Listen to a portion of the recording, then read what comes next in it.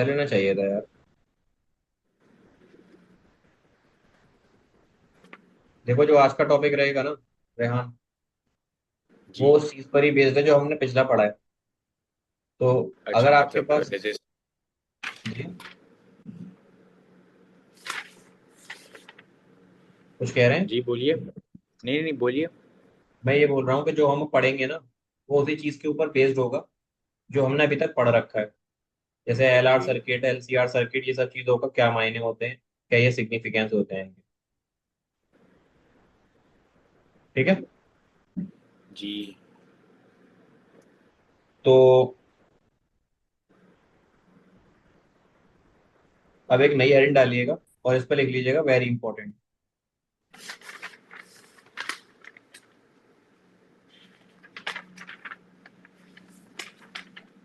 एक टॉपिक है, ये टॉपिक बहुत इंपॉर्टेंट है इस चैप्टर के लिए। सबसे इंपॉर्टेंट टॉपिक जो है ना चैप्टर का, वो यही है। और काफी ज्यादा वेटेज इस चैप्टर में ये टॉपिक ले जाता है क्योंकि इससे क्वेश्चंस आते हैं।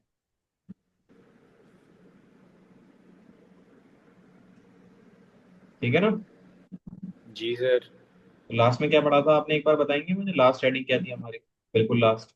लास्ट मतलब कि एसी थ्रू एलसी वाला था ना। सी आर था। सीआर था, उसका एलसी करना है।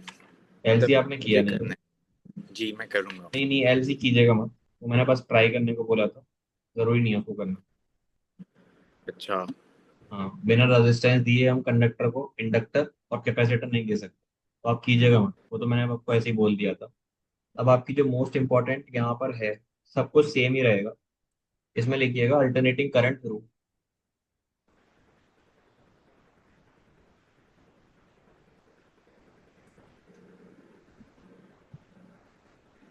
L C R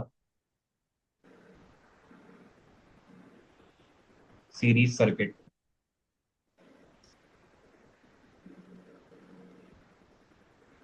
AC through L C R series circuit. ठीक है। जी।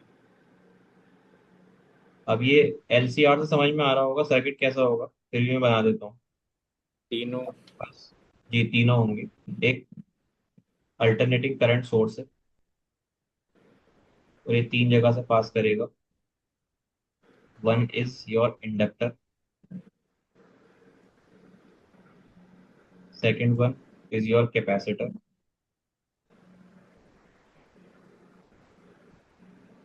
And third is your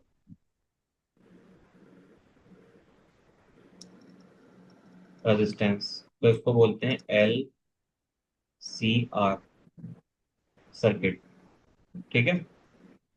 ji sir. यहाँ से करंट जाएगा, करंट जाएगा आई। नीचे जो ईएमएफ है वो होगा हमारा ई।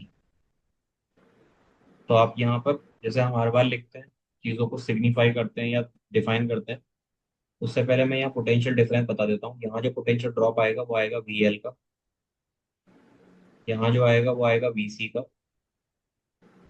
यहाँ जो आएगा वो आएगा वीआर का। तो आप यहाँ लिखिएगा consider that a source of an alternating EMF.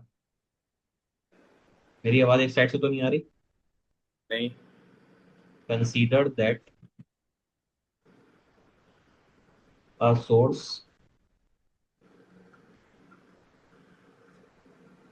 Of N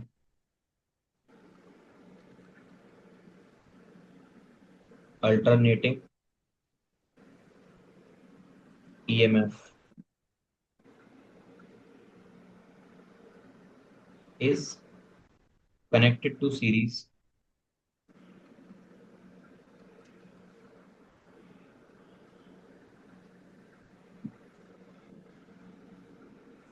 combination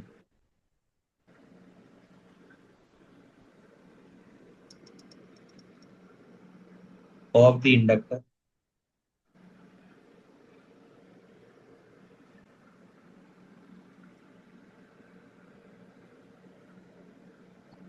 comma capacitor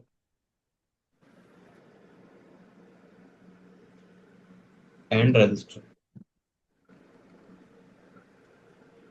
तो आपके पास ना एक सर्किट है जिसको आपने क्या दिया है, एक अल्टरनेटिंग ईएमएफ सोर्स दिया है।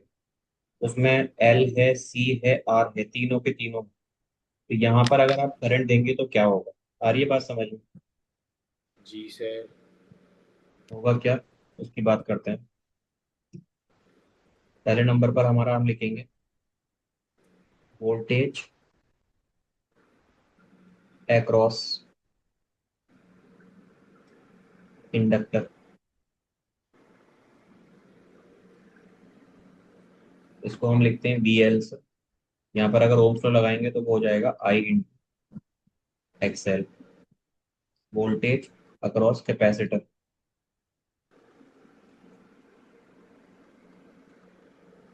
वो होगा V C I into X C. And voltage across resistor. ये चीज हमने पीछे की थी दो दो के लिए, अब इस बार हमने सिर्फ तीन के लिए कर दिया उसको। तो हो जाएगा आई इंटू एक्स आर। कोई दिक्कत? जी क्या? नहीं, मतलब। अब देखिए यहाँ पर ना कुछ चीजें ध्यान रखिएगा। एक एक करके हम केसेस पढ़ेंगे यहाँ पर। केस नंबर वन, उस केस में आप लिखिएगा कि अगर पोटेंशियल एल से जाए ज्यादा और सी से जाए कम तो क्या होगा? ठीक है ना? हाँ इंडक्टर से ज्यादा पोटेंशियल ड्रॉप हो रहा है इन कंपैरिजन टू कैपेसिटर, तो होगा क्या? होने के लिए आप इसका डायग्राम बनाइए। सबसे पहले जरूरी है फेजर डायग्राम। फेजर डायग्राम क्या होगा इसका? तो एक साइड बी एल, एक साइड बी सी और एक साइड बी आर।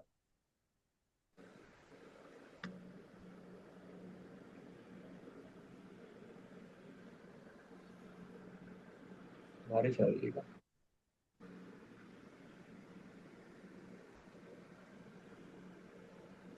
देखें, एक साइड है हमारे पास बी एल,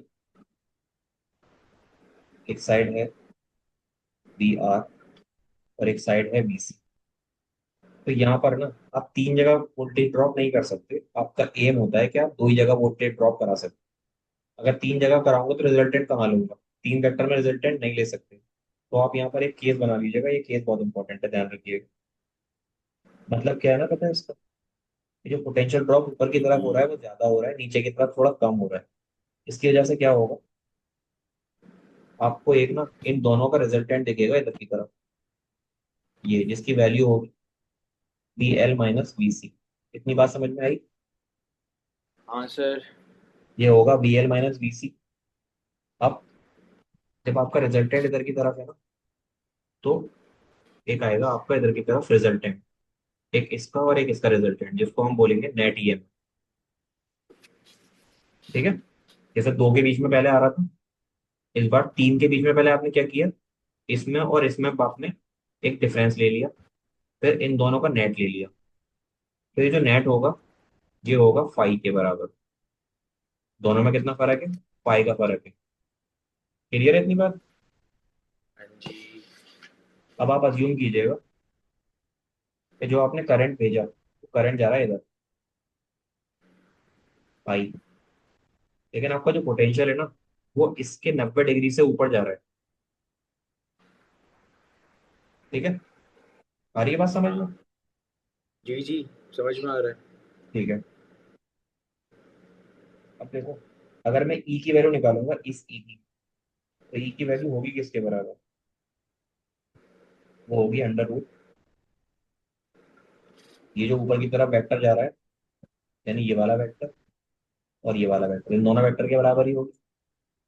हाँ तो इस वेक्टर को आप लिखिए यहाँ पर वी आर वेक्टर का स्क्वायर, प्लस नीचे क्या है उधर जो जा रहा है, ये जा रहा है आपका B L minus B C का स्क्वायर। लिख सकते हैं? जी। अब नीचे आ जाइए। ई को तो आप ई लिखोगे, लेकिन वी आर को आप लिखोगे आई इंटू एक्स आर का whole square. This is under root plus, इसको क्या लिखेंगे, बी एल को लिखेंगे I into X L minus I into X C का होल स्क्वायर। लिख सकते हैं। जी। आप ऊपर से इसमें से और इसमें से आई कॉमन ले लीजिए तो बाहर सिर्फ आई आएगा, अंदर क्या बचेगा आपको,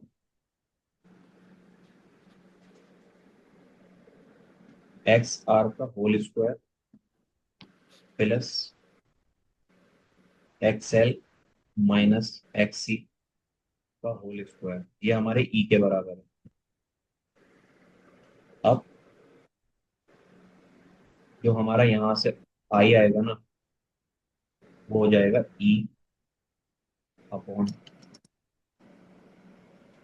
under root X R square plus in bracket X L minus X C का होल स्क्वायर। अब इसी चीज को आप क्या लिखते हो, आप लिखते हो I is equal to E upon Z. एक मिनट रुक जाइए।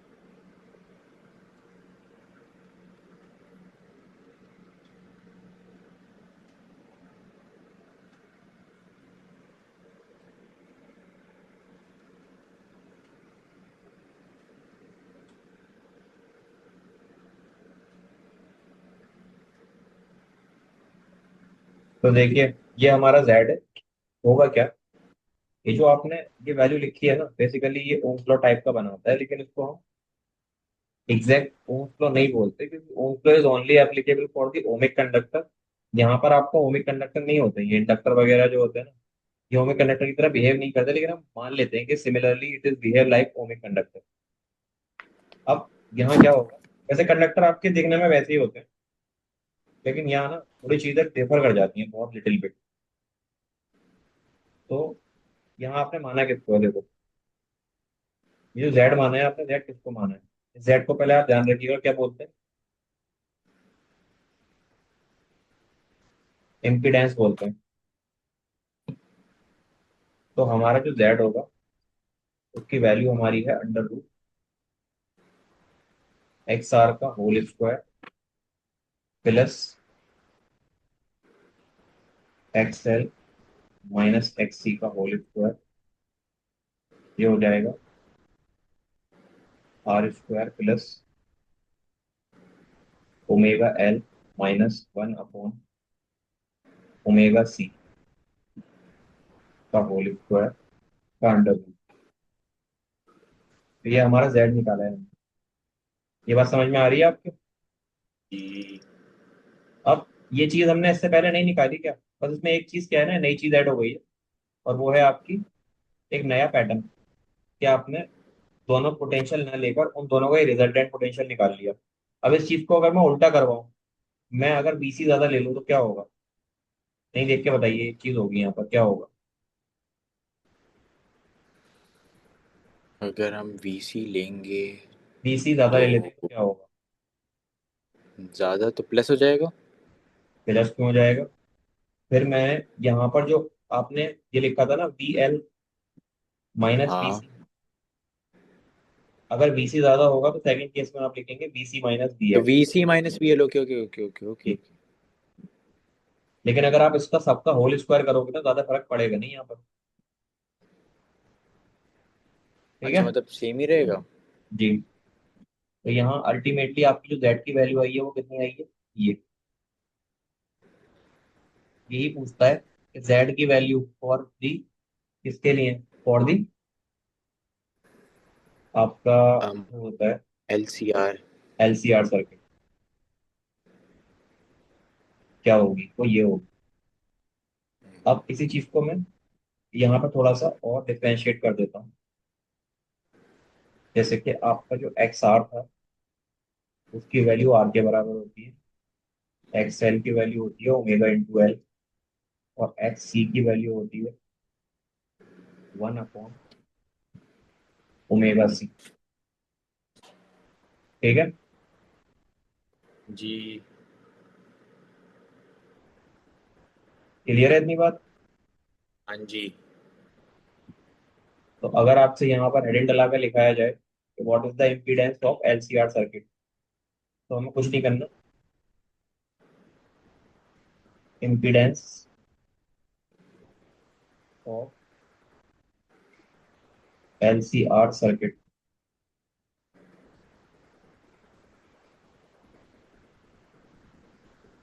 वो हमारा हो जाएगा Z is equal to under root R square plus omega L minus 1 upon omega C का होल स्क्वायर। याद रहेगी ये बात। जी। क्लियर है इतनी बात। हाँ जी। अब एक चीज और बताइए, आपने लिखा साफ साफ कि आपका जो वी एल है वो ज्यादा है बी सी से। तो वी एल को लिखते कैसे, आप वी एल को लिखते हैं आई इंटू एक्स एल, ये भी तो ज्यादा होगा आई इंटू एक्स सी से, होगा। हाँ अगर आई से आई काट दूं तो यहाँ से जो आपका एक्स एल है वो भी ज्यादा आएगा एक्स सी से। क्लियर है। जी सर। ठीक है। अब मैं दोबारा डायग्राम बनाता हूँ, कोई जो ऊपर बना था हमारा, लेकिन इस बार मैं सिर्फ उतना ही बनाऊंगा जितने डायग्राम की रिक्वायरमेंट है आप। तो इधर था आपका पोटेंशियल जिसे आपने बोला था वी एल माइनस वी सी, और एक पोटेंशियल था इधर की तरफ जो था बी आर। इन दोनों के बीच में जा रहा था आपका रिजल्ट है ऐसे करके, जो था ई, यहाँ पर एंगल बन रहा था फाइव। तो इस एंगल की वैल्यू हमें निकालनी है, कैसे लिखूंगा, मैं लिखूंगा टेन थीटा जो होता है वो होता है परपेंडिकुलर अपॉन बेस। तो टेन फाइव जो होगा वो कितना होगा, वो होगा परपेंडिकुलर की जगह वी आपकी एल लिखोगे L minus by B V L minus V C by V R. B R. अब ये आंसर नहीं होगा, आपको यहाँ वैल्यू पुट करनी पड़ेगी। तो जो आपका टेन फाइव है, आई यहाँ से कॉमन आ जाएगा, इसलिए सीधा आएगा X L minus X C upon X R. ठीक है। जी। या फिर एक्स आर की जो वैल्यू है वो पुट कर दो, omega L minus 1 upon omega C divided by capital R, ये आपका टेन पाई हो जाएगा। याद रहेगा ये। हाँ जी याद रहेगा। ठीक है। अब एक चीज ध्यान रखिएगा यहाँ पर, चाहे तो नोट करके लिख लीजिएगा, चाहे आप ऐसे लिख लीजिए, मैं नोट करके लिखा देता हूँ। If V L is greater than V C, X L is greater than X C. ठीक है। आपने लिखा आपका टेन पाई कितनी है? वो है X L minus X C upon R. तो अगर आप एक्सएल में से एक्स सी माइनस करोगे तो आपकी ऊपर जो वैल्यू आएगी वो आएगी तो पॉजिटिव ही ना। जी। अगर ये वैल्यू पॉजिटिव आएगी इसका मतलब क्या हुआ, कि आपका थीटा हमेशा कैसा होगा, पॉजिटिव होगा। पॉजिटिव। यानी कि आपका फाइव हमेशा कैसा होगा, पॉजिटिव होगा। ये हो गई आपके केस नंबर वन की कंप्लीट बात। अब मैं चलता हूँ केस नंबर टू पर।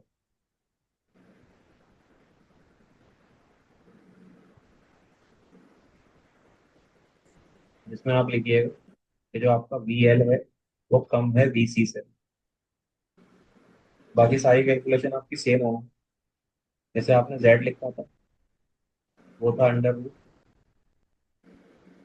एक्स आर का स्क्वायर प्लस, आपने लिखा था ना यहाँ पर, अब जी लिखिएगा sir. X C minus X L का होल स्क्वायर। फर्क जेड के लिए तो नहीं पड़ेगा, लेकिन एक फर्क दिखाऊंगा मैं जो पड़ेगा।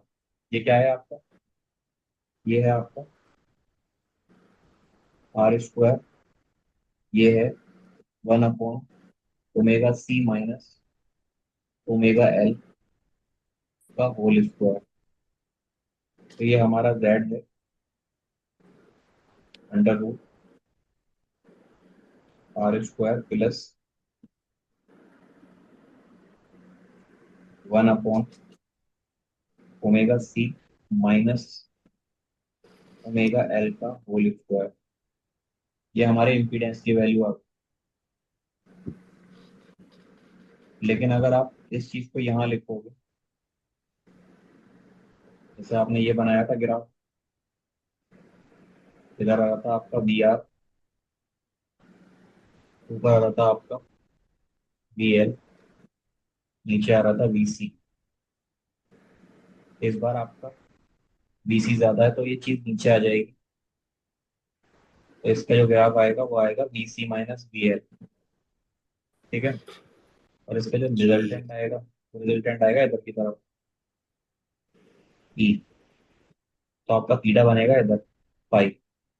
जब थीटा नीचे आएगा तो आप लिखिएगा यहाँ तो tan theta, sorry tan 5।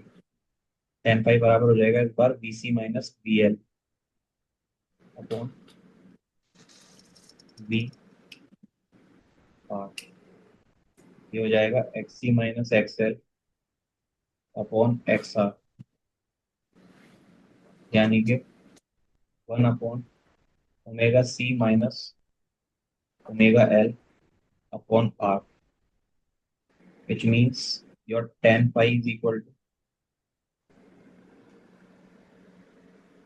1 by omega C minus omega L upon R. तो ये वैल्यू को अगर मैं कायदे से लिखूंगा तो माइनस बाहर ले लूंगा, और ये पहले वाली वैल्यू की तरह नहीं हो जाएगी। W omega L minus 1 upon omega C upon R हो जाएगी। जी। अब ये वैल्यू ऐसी हो गई, इसका मतलब क्या हुआ कि ये वैल्यू नेगेटिव आ रही है। नेगेटिव आने का मतलब आपका टेन फाइव की वैल्यू नेगेटिव आना, यानी फाइव जो है आपका वो नेगेटिव है। यानी कि आप फाइव की वैल्यू कैसे लेंगे, नेगेटिव लेंगे। आ रही है बात समझ में। हाँ जी। इससे एक चीज सिग्निफाई होगी, जब ये निगेटिव हो रहा है तो इसको बोलते हैं लैगिंग। क्या बोलते हैं, लैगिंग। लैगिंग या लैग बिहाइंड।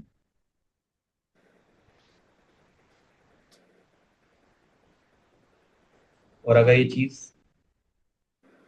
पॉजिटिव आ रही है तो इसको बोलते हैं लीडिंग, या फिर lead behind, lead lead after, lead after. ठीक है। लीडिंग ही बोलते हैं वैसे तो, लीड आफ्टर जैसी कोई चीज नहीं है। नॉर्मल लीडिंग लिखिएगा आप। और आप ग्राफ में भी देखिएगा, आपका वी आर इधर है, आप रिजल्टेंट इधर है, तो ये इससे लीड कर रहा है। नीचे वाले के केस में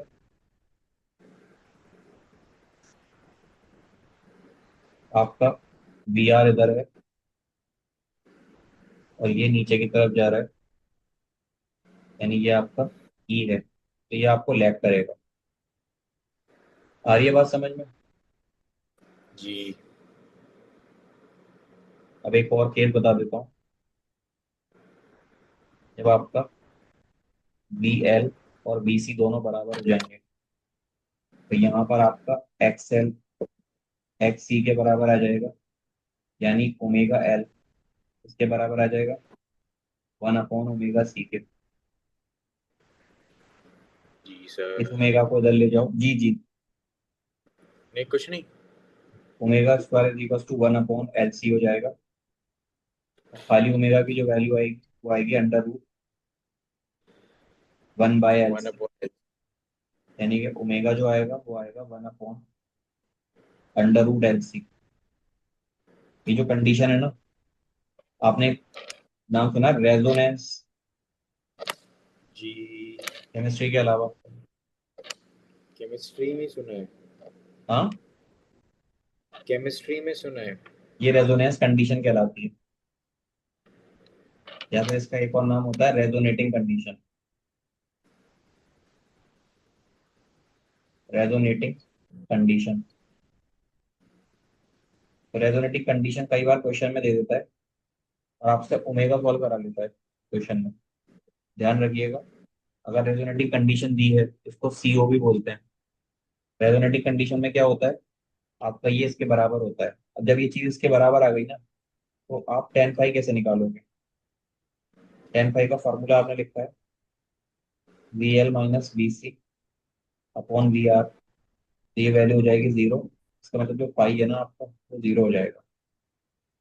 इसका मतलब ये है कि अगर आप ग्राफ बनाओ,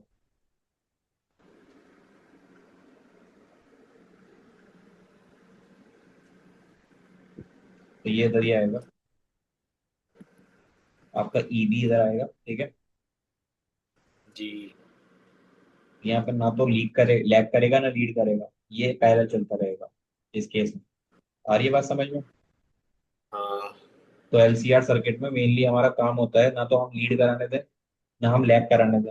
हम चाहेंगे कि ये इक्वल रहे। अगर जरूरत पड़ती है तो हम इसको अरेंज करते हैं। नॉर्मली LCR सर्किट में हम आइडेंटिफिकेशन इस चीज का करते हैं कि अगर लैग हो रहा है तो लीड हो जाए, लीड हो रही है तो लैग हो जाए, लौट के वहीं आ जाएगा। ठीक है, ओके। क्लियर है इतनी बात? जी। अब इससे आगे